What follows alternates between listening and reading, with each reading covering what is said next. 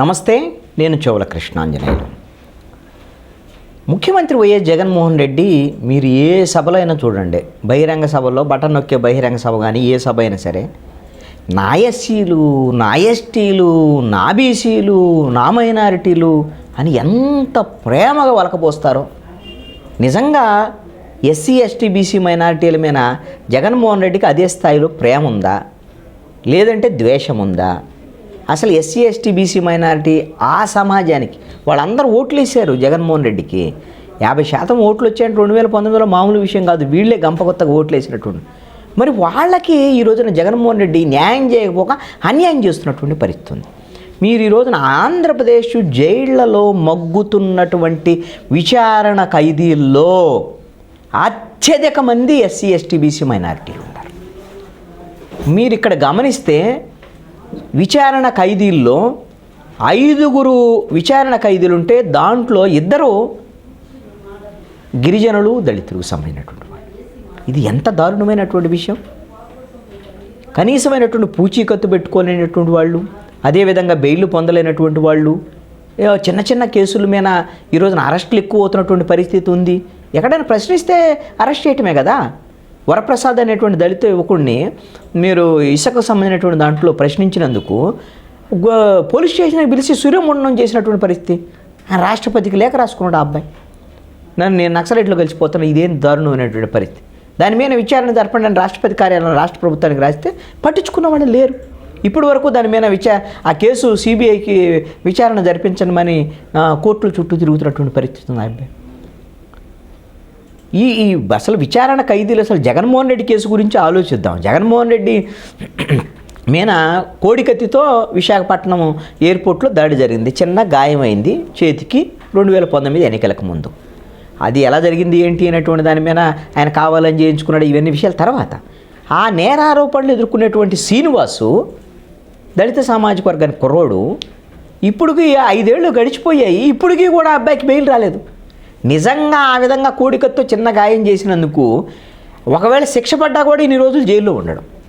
మరి ఎందుకు ఆ అబ్బాయి బెయిల్కు బయటికి రాకుండా ఎందుకు అని అంటే, జగన్మోహన్ రెడ్డి విచారణకు హాజరుగాడు, దీంట్లో కుట్రకోణం ఉందంటాడు, దాని మీద ఎన్ఐఏ విచారణ జరపలేదంటాడు, దాని మీద హైకోర్టుకి వెళ్తాడు, దాన్ని సాగదీస్తున్నాడు, ఆ బెయిల్ రాకుండా చేసేటువంటి పరిస్థితి ఉంది. ఒక దళిత యువకుడికి మరి దళితులు నా ఎస్సీలు, నా దళితులు అన్నప్పుడు ఆ దళితుల్లో శ్రీనివాసు లేడా? శ్రీనివాసు వాళ్ళ తల్లి, తండ్రి ముసలోళ్ళు పాపం, వాళ్ళ అన్న, వాళ్ళందరూ వచ్చి తాడేపల్లి ప్యాలెస్ ముందు, అయ్యా జగన్మోహన్ రెడ్డి మీరు ఒకసారి కనికరించండి, మీరు ఒకసారి కోర్టుకు హాజరవ్వండి, మా ఓడికి బెయిల్ వచ్చే విధంగా చేయండి అని అంటే కనీసం వాళ్ళకి అపాయింట్మెంట్ కూడా ఇవ్వలేదు జగన్మోహన్ రెడ్డి. మరి అదే జగన్మోహన్ రెడ్డి ప్రభుత్వంలో ఒక దళిత యువకుడైనటువంటి డ్రైవర్ సుబ్రహ్మణ్యాన్ని హత్య చేసి ఆ బాడీని డోర్ డెలివరీ ఇచ్చినటువంటి అనంతబాబు అనేటువంటి వ్యక్తికి జగన్మోహన్ రెడ్డి 48 రోజులు అతని మీద కేసే పెట్టల. అతను జైలు నుంచి విడుదలైతే పెద్ద సత్కారాలతో తీసుకొచ్చినటువంటి జగన్మోహన్ రెడ్డి ఎవరికి సపోర్టు ఉంటున్నాడు అనేటువంటి మీరు అర్థం చేసుకుంటే మీరు ఒకసారి అర్థమైపోతుంది మీకు. ఇక్కడ విచారణ ఖైదీలకు సంబంధించినటువంటి విషయంలో కింద మనం ఒకసారి గమనిస్తే ఇవన్నీ కూడా అధికారికమైనటువంటి లెక్కలకు సంబంధించినటువంటి అంశం. ఎన్సీఆర్బీ లెక్కలు 2019 నుంచి 2022 వరకు ఈ కేసుల సంఖ్య విపరీతంగా పెరుగుతుంది. 2018 డిసెంబర్ 31 నాటికి రాష్ట్రంలో ఉన్న జైళ్లలో ఎస్సీ వర్గానికి చెందినటువంటి విచారణ ఖైదీలు 875 మంది ఉంటే 2022 డిసెంబర్ నాటికి 31 నాటికి ఈ సంఖ్య 1478కి చేరింది. అదేవిధంగా ఎస్టీ వర్గానికి చెందిన విచారణ ఖైదీల సంఖ్య 647 నుంచి 1186కి చేరినటువంటి పరిస్థితి ఉంది. ఇతర వర్గాలకు చెందినటువంటి విచారణ ఖైదీలను కనుక మనం గమనిస్తే ఆ సంఖ్య 1066 నుంచి 777కు తగ్గింది. ఇది ఎందుకు ఇలాంటి జరుగుతుంది అనేటువంటి దాని మీద అసలు పరిస్థితి మనం ఒకసారి గమనించండి. 2018 డిసెంబర్ 30 రాష్ట్ర కారాగారాల్లో 1525 మంది విచారణ ఖైదీలు ఉంటే 2022 డిసెంబర్ 31 నాటికి ఆ సంఖ్య 2664కు చేరింది. అంటే 74% పెరిగినటువంటి పరిస్థితి ఉంది. అంటే ఈ కారాగారాల్లో ఉండేటువంటి వాళ్ళందరిలో అత్యధిక మంది ఎస్సీ, ఎస్టీలు 36.42% మంది ఉన్నటువంటి పరిస్థితి ఉంది. అది 2018లో 36.42%. 2022 డిసెంబర్కి వచ్చారు కదా, అది 52% పెరిగింది. ఏంటి పరిస్థితి? మీరు సంవత్సరాల వారీగా కూడా మనం ఒకసారి లెక్కలు గమనిద్దాం. ఇవన్నీ కూడా మనం లెక్కలు మార్చలేం కదా. 2019 సంవత్సరంలో ఎస్సీలు 964 మంది, ఎస్టీలు 773 మంది, బీసీలు 2004 మంది, ఇతరులు 1028 మంది, మొత్తం 4069 మంది విచారణ ఖైదీలుగా ఉన్నారు. అదేవిధంగా 2020లో 957 మంది ఎస్సీలు, 646 మంది ఎస్టీలు, 1616 మంది బీసీలు, 1782 మంది ఇతరులు ఉన్నటువంటి పరిస్థితి. మొత్తం 5001 ఖైదీలు ఉన్నటువంటి పరిస్థితి ఉంది మొత్తం కలిపి.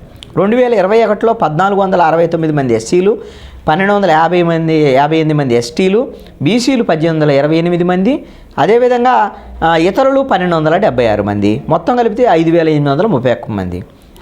అయితే 2022 నాటికి 1478 మంది ఎస్సీలు 1186, బీసీలు 1682, ఇతరులు 777, మొత్తం 5123. ఈ మొత్తం కూడా జాతీయ కారాగార గణాంకాల నివేదిక ప్రకారంగా ఈ విధమైనటువంటి ఈ సమాచారం ఇది. జగన్మోహన్ రెడ్డి ప్రభుత్వంలో ఎస్సీ ఎస్టీల మీద దాడులు పెరుగుతున్నాయి, దాష్టికాలు పెరుగుతున్నాయి, వాళ్ళ మీద కేసులు కూడా పెరుగుతున్నటువంటి పరిస్థితి ఉంది.